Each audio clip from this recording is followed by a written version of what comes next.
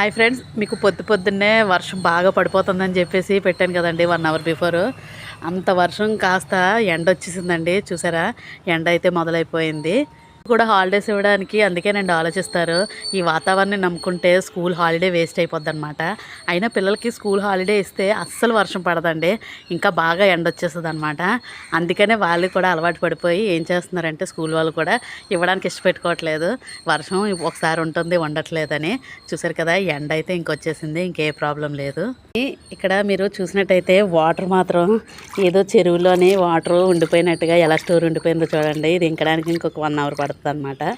చూసారు కదా, వాటర్ అంతా స్టోరేజ్ అయిపోయి ఉండిపోయింది. రైతులు చిన్న చిన్న మొక్కలు వేస్తారు కదండి, ఆ మొక్కలు ఇలా నీటిలో నానిపోయి పాడైపోతూ ఉంటాయి. దానివల్లే పంటలు అవి పోతూ ఉంటాయి అన్నమాట.